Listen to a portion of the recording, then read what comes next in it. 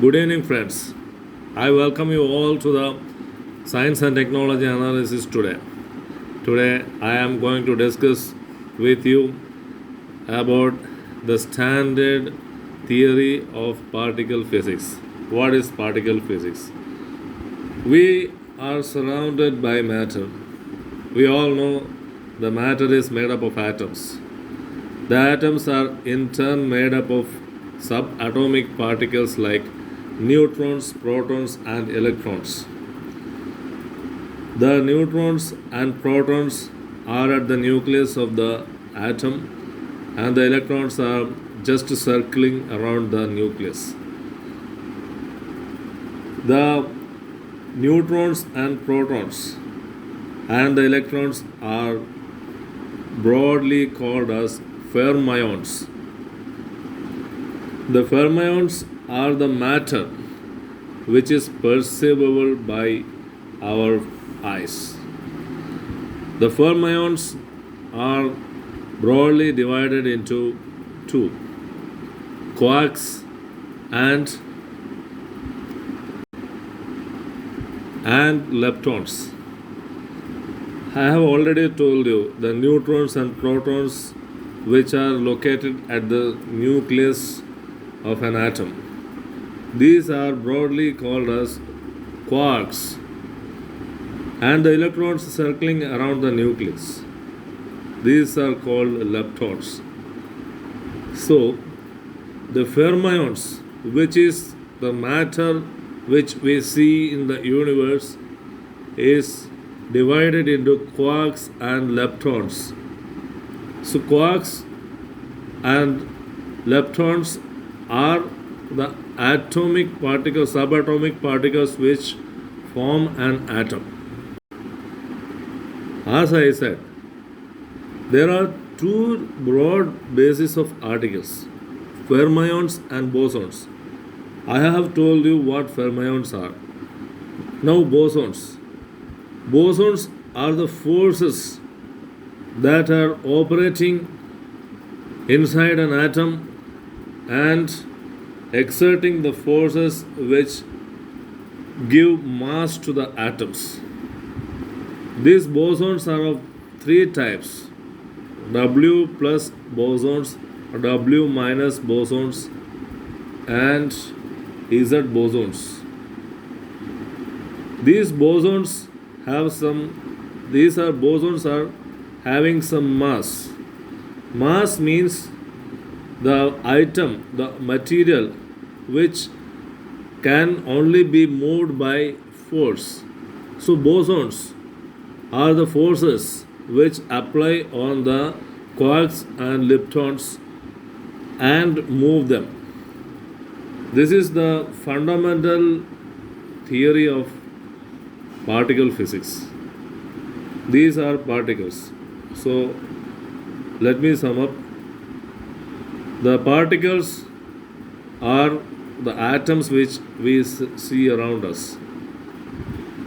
The particles are divided into, that is, atom is divided into neutrons, protons, and electrons. The neutrons and protons are broadly grouped under quarks. The electrons is grouped under leptons. Then there is the boson, which is the force which exerts the mass and determines the mass of these electrons, protons, and neutrons. They are called bosons. Bosons are the force. There are three types of bosons: W minus boson, W plus boson, and Z boson. I hope you understand the concepts explained by me. Now comes the gauge theory. Gauge theory is at the center of the particle physics. The gauge theory, we know that in railways we have meter gauge, broad gauge, etc. What is gauge? It is the measurement of the distance. In railways, it is the measurement of the distance between two sleepers. That is called gauge. So, for every thing we measure, there is gauge. For example, we see our image in the mirror, or another person's eyes perceive us. That that shows the person who sees us measures us as human beings. The mirror also identifies us human beings. This is called gauge symmetry. In particle physics, gauge symmetry means gauge transformations. Gauge transformations means from one form to another. We know always the matter is changing from one form to another. The water is changing into gas, the gas condenses and forms liquid. These are gauge transformations happening in nature. So these gauge transformations, in case of water, water is changing into steam, and steam is vapor is again changing into water. There is no change of molecules. So this is called gauge variance. This gauge variance is the fundamental theory of particle physics. And this gauge variance is going on happening everywhere. And gauge bosons. The name boson originated from one great Indian scientist, a Bengali named Satyendranath Bose. We are proud that the fundamental theory of particle physics is named behind one Bengali Indian, that is Satyendranath Bose. Now we understand the four fundamental forces of nature. Why we must understand the four fundamental forces of nature? Because the first three fundamental forces of nature is converted into a uniform formula by the particle physics, and the standard theory explains the formula of the first formula based around the first three forces of nature. The first three forces of nature are created by the boson, and even the fourth undiscovered force of nature, that is gravity, is being created by boson. So let us understand the four forces of nature. The first one is stronger force, second one is weaker force, third one is electromagnetic force, and the fourth one is gravitational force. Let us understand these forces one by one. The stronger force works in the nucleus of an atom. The protons and neutrons are held together as quarks by the stronger force.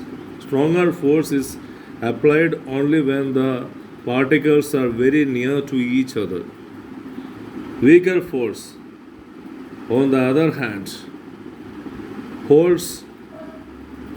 changes the W minus boson into the decay matter. This is the force which creates the burning of the sun. And the sun illuminates on the basis of this weaker force. Then the electromagnetic force.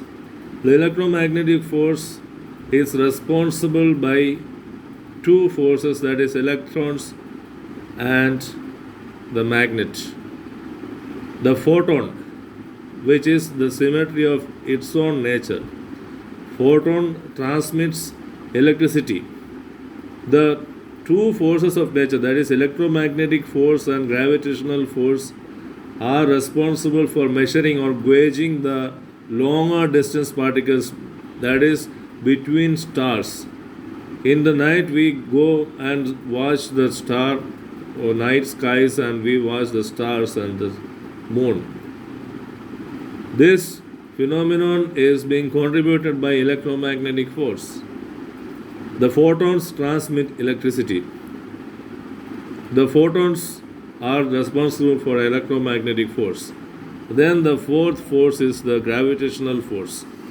Gravitons are said to cause this gravitational force, but unfortunately, so far scientists have not discovered this graviton. The research is going on. The scientists are yet to find the gravitons. My dear friends, please note this point.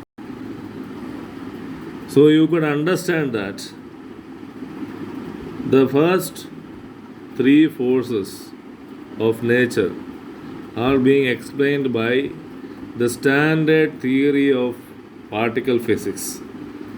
That is, the bosons and the photons exert forces upon the particles of nature. And these forces of nature are stronger, weaker, and electromagnetic force. The gravitational force has not been taken into account by the elementary or the standard theory of particle physics. So, there lacks a uniform theory of which explains the theory of everything happening in nature. Why I am discussing all these concepts, my dear friends, today evening? Because recently the scientists at Collider Detector Fermi Lab in America have struck upon the new mass of W.E. Boson. The earlier mass was the fundamental theory of W.E. Boson and the fundamental theory of particle physics. The discovery of new mass, which is largely different from the earlier mass, throws surprises. Whether the particle physics is done, the theory of particle physics is redundant. Some more experiments are waiting, my dear friends. To conclude on this point, some more theories are waiting. The new mass of W minus boson is 80,433.5 plus or minus 9.4 million electronic volts. The earlier mass was 80,357 plus or minus 8 million electronic volts. There is a huge difference. The W minus boson seems to be weightier than thought. This is going to change fundamentally the standard theory of particle physics, my dear friends. And whether the origin of the universe and the gauge transformations so far believed will change or not has to be seen. This is the wonder of science. Scientific theories replace the earlier theories. So, go on following up with the latest developments in science, or otherwise we become redundant. The science we studied in school days is not going to remain anymore for longer, because such new theories are coming, and theories upon theories and discoveries upon discoveries are going to change the notions of most of the theories which the world has nurtured so far. My dear friends, let this be an encouragement for you to explore more deeper concepts of science in physics, chemistry, biology, and whatnot, mathematics. And so, the victory to the scientific temper. The Constitution envisages a scientific temper as the fundamental duty of every citizen of India. So, try following the science and technology articles in the Hindu on Sundays, and this will be enough force which you apply. The Hindu science and technology columns are for laymen. For laymen means the person who has not made a deep study on science, on physics, chemistry, or biology, or medicine, or mathematics. For a layman, this is necessary. In whatever doubts you have in reading the science and technology columns, go through some of the reference materials, the science journal and all such stuff, Wikipedia and the Encyclopedia Britannica, and clarify your doubts. But make endeavors, my dear friends. This force is very good for loving the nature and the society. By learning science, economics, civics, politics, and all such type of things which are appearing in Hindu, one tries to love the society he lives. This loving of the society is the necessity of the war-strife world which we are facing today. War between the countries, war between the nations, war between the states, war between the districts, war between the communities, war between the religions, war between the castes, war between the neighbors. This has to stop only by reading more and more and developing our knowledge. We can stop all such kind of wars between human beings and animals. Love all human beings and love all animals and love the nature. The science will help you doing this. And the economics, the science of economics, the science of mathematics, science of politics, the science of nature, everything has to be in the brain and the mind and the soul of human beings. My dear friends, with these words, I take bid you for today. Tomorrow I'll meet you with another new topic. Till then, bye. Good night.